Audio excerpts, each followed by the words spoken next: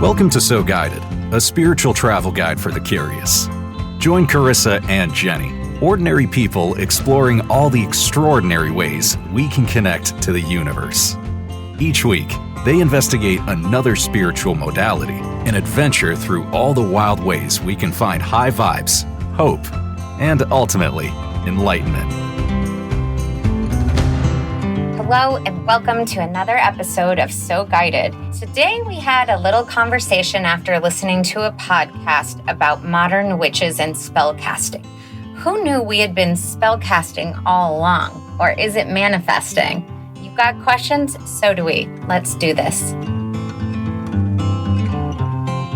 All right, so you know Hay House. Yes. This is the publisher of all the spiritual books in the world, right? Yes. So if anyone's interested, if you go to that Hay House website, you'll see everything you might ever want spiritually. It's a buffet of spirituality, if you will. They also have a podcast, which I shared with you, and it's so fun because every episode's a different subject. Mm-hmm. Yeah. Across the board. One of them could be literally like nutritional spirituality. Is that the Heal Your Life? Yes, Heal Your Life. So the one, I think, that I just heard was on witchcraft. Oh, okay. And it was, the lady's name, it's called Modern Day Witchcraft, was Phyllis Carrot. And I immediately liked her. First off, we've always felt a certain way about the word witch, haven't we? Right. It's got a negative connotation. Everyone has it. Right. So we've never felt in all of our curiosity, and even if we've had a magical moment appear, that's not a word that we'd put on our identity, right? Right. But we're super curious about it. Right. And there are certain elements that I'm like, yeah, I want to hear more. Well, this lady is more like beautiful white light, amazing energy, almost seemed like a preacher in a way. And it was all about witchcraft and how it's all good. There isn't even a Satan like the movie's made of it. Okay. And there really isn't this like crazy darkness. It's really love and light. And it's really, Wiccan is really all about nature. And there is a draw to nature. We've felt this before, like the wind, the air, the fire, the water. Yeah, all the goodies. So I just love what she was doing, but here's my favorite part. Okay. She was talking about spell casting, which quite frankly initially gives me a gut reaction of like, okay, you're going to like voodoo someone. Yep. That's not what it is. She said that in modern times, because of the negativity on witchcraft, we misconstrued this. Spell casting is just manifesting. We gave it a new word in modern day, but that's all they're doing is making a beautiful wish come true. And you're doing it a little more powerfully because you're doing it with a really strong intention. So what I loved about it, that I actually want us to do when I heard it, is she says create your own spells, like use your intuition. And these are the steps. And I'm like, we have to try this at some point. Wait, can I say something? I don't know if I've listened to the same lady, but I might have, because I heard somebody in what she said about modern day spells is like, when you're wishing on your birthday cake, that's a spell.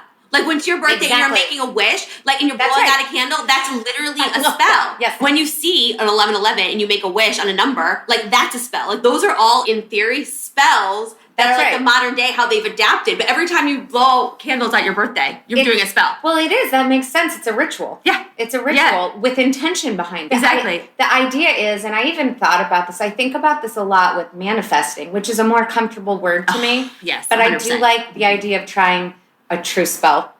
The spell word gives me yuckies, and I feel like I want to clear that out and be like, no, this is me just making a wish come true. Right. But what you're doing is you're like just saying, hey, universe, listen to me. This is my wish, and I'm going to make it a little bit stronger than the usual. But I love that the birthday one. Yeah. Everyone's been doing it forever. Yeah, we've been doing these spells. But I love that. And I love actually calling it manifesting, or like that is what it is. Modern day manifesting is literally just spells. She said it's interchangeable. You know, the 300 years ago when Wiccans started to be persecuted by the church, and this is long before Salem, we're talking way, way, way back, is that this was a beautiful religion that had nothing to do. And when I say beautiful, I actually don't know a lot about it. It's probably a really weird thing to say. I don't know anything about it.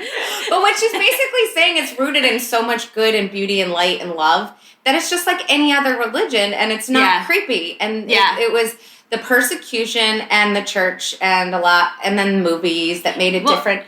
So it doesn't need to be scary. Yes. But she said, I think that if this all didn't happen, everyone would be doing spells instead of manifestation. That would be the word interchange. Yeah. So when I do that, then manifesting doesn't sound so weird. I love it. So let's not call it the spell, casting a spell. let's calling it our manifesting ritual. Oh, I love it. And then I don't feel so weird and witchy. Right. And I don't mean anyone who's a witch is weird. Yeah. I love it. It's not even like our fault, like generationally or culturally, that it has such a negative connotation because the outcome is exactly what we want. Exactly. It's just that it's been, and it's, you know, we listen to like some people who are like, want to take back the word witch because it's not necessarily negative. No. But if saying manifesting makes us feel better while we're doing it, you know, then let's, you know it's what? The same it's thing. What's comfortable to you. Exactly. I think that's exactly right. So the words are the same. It's the same thing as like, you call it God, universe, the one, what source. Yeah. It's all the same. What word resonates with you? Yeah. Okay. So for manifesting rituals, as she explained it, it was kind of cool and beautiful. And it was, you come up with a sing-songy poem of sorts. Okay. And it gathers strength by repeating it. So something like... I love sing-songy. I love sing-songy. Right, I love mantras that are like you repeat. I love repeating stuff. Okay, so just like as an example, I am magic, it flows in me. Let the knowledge flow, let my third eye see. Ready to remember another life, I shall take the lessons, not the strife. I awaken my intuition today. I'm a loving vessel of sunshine rays. Repeat it. My jaw is on the ground. It's so good. You wrote that? That's I'm really embarrassed. Good. I wasn't going to say it, but you have to. Oh my God, it's so good. So I was waiting for you to show up, and I thought, can I do this? I wrote it in 2 seconds. Oh my God. But I was just trying to give an example, and it came out real easy. So it's super fun to do. So now, according to her, by the repetition of your intention, you're like securing it out there as like a rocket of desire. And then from there, you use your intuition for ritual. The piece of paper you wrote it on, do you burn it? Do you feel like gathering some herbs and lighting them on fire or grounding them into something? And it's whatever you're called to do as well. And I think that's so cool. So it's basically, we like to think about manifesting just more on like, quite frankly, not even spiritual. A lot of times we're manifesting for success. We're two business women who, you know, use it for everyday stuff. So this could be used for that or future wishes, but it makes me want to try it. So I need you to read that again in a minute. But so once you write it and you're like, you obviously went inside and was like, hey, what am I trying to manifest? And what am I trying to do? And then you just repeat it like throughout the day. Do you repeat it like 10 times while you're sitting there? Like, what did she say? Or does it matter? It just kind of stays with you. And the more you keep it in your head. I think there's a moment of intention where you repeat it in the same moment. Okay. So it's, let's just say in your morning, if you're a meditator or not, but just you'd repeat it however many times. I think she might have had a number. I can't remember, but it was a lot. Yeah. I think it's like 5 or 6 or something like that. You just repeat it and you put it out there. And then from there, and she said this, and every book we've ever read about how to increase your intuition has said this, it is all about what you're feeling. So if you're called later in the day, like, ooh, I kind of want to do my mantra, then you're supposed to. Yeah. So I feel like if it like sticks with you, do it. And if it doesn't, you put it in the world and you can move on. But I think like everything we're doing, that's the whole point, is like to tune into ourselves. Like, you have the answer. If that's what you feel like doing, you were supposed to say it 2 more times. Oh, yeah. Can you read it? Can you do it again? Yeah. I love it. Do I sound like a complete crazy person? No, you don't. And you know what this is? Again, a little embarrassed, but Connor gets nervous about stuff. And so I tell him I'm magic and I do these things. Like, I'll do like little like spells for him. Oh, like if he's afraid to go to bed or he wants something out of his head and he gets stuff caught in his head.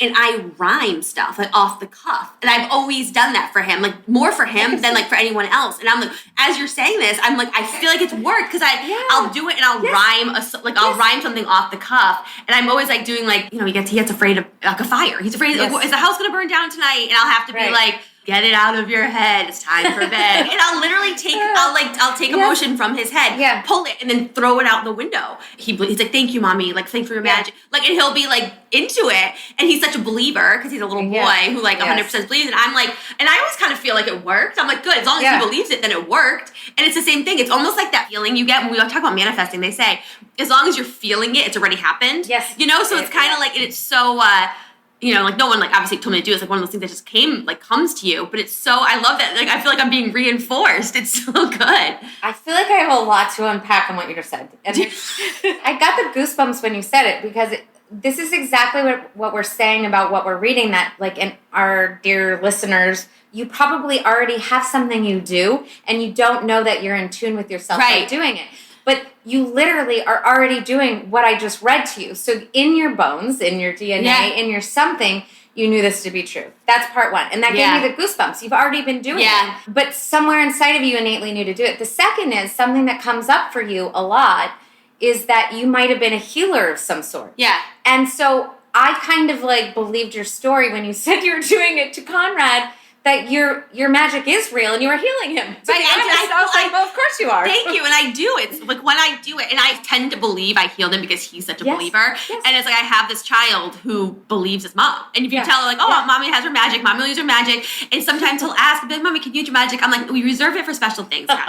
We're not just going to use it all the time. So he'll want to be like, I want to get an A on this test. Like, no, that's not how it works. You know, and I'll have to walk him back so we're not getting him too, caught in this and talking to friends about magic. I have to dial it back. I don't want, I think about that all the time. I think about it all the time. Am I sending a weird child? Are they enlightened or have I created is he gonna specimen of human? Yeah, but I'm very happy to hear, and again, I've never put two and two together that it's like I could even use that for myself. Well, you could use it for yourself. And also, I just have to put on the record to clarify for you, you've never thought you were magic, and that's the funny part about us talking right now. Right. I genuinely felt to my core when you told the story, oh, shit, man, she's not magic. And you've never thought that. Like you were literally doing it as a comfort. So I think it's really cool because therein lies, it's in you already. I love that. And now you could do it more and feel even more powerful. All right, will you do yours again? So the reason I wrote this is I've gone in and out of feeling spiritual. There are days that you believe in the signs and days you're like, no, give me a sign, your sign, and this stuff's bullshit. And I've gone in and out likewise of being really in touch with my intuition or not. And I felt like I lost it for a while. So that's one of the things she said, by the way, when you create your spell, have a very specific intention. So mine is twofold. This is literally letting my freak flag fly that I'm saying this. I want to remember past lives, but not the drama. I genuinely want to know, like, whatever lesson I learned so I could overcome karma. So next life me can have a good life. And then second is I want to be more in tune to my intuition. And I mentioned third eye because that's where it comes from. Yeah. They say that's one of the spots where you see. Okay. I am magic. It flows in me. Let the knowledge flow. Let my third eye see. Ready to remember other life. I shall take the lessons, not the strife. I awaken my intuition today. I am a loving vessel of sunshine rays. Oh, so that is so spot on with your intention. Yes. And I always feel like sometimes, and this is probably from the movies and exactly back to the witch stuff and all that, is you sometimes worry that like just even going in that weird whatever world that there's darkness there. Yeah. So it always comforts me, just don't come in, sunshine rays, happy, bright, love, light, angels. So like whenever I ask for anything that's like guide me, I always say for the good and compassion of all or something like that. It makes me feel protected. So that's why that was at the end. No, it's so good. And then does it just kind of come naturally, like when you're saying it, how you're sing-songy it? It kind of like just flows naturally, right? It does.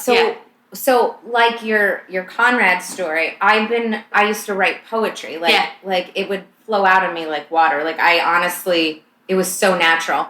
In my adult life, I have problems writing, and I just started journaling again. Yeah. So I think that it's starting to come out again, but all of my poems used to rhyme.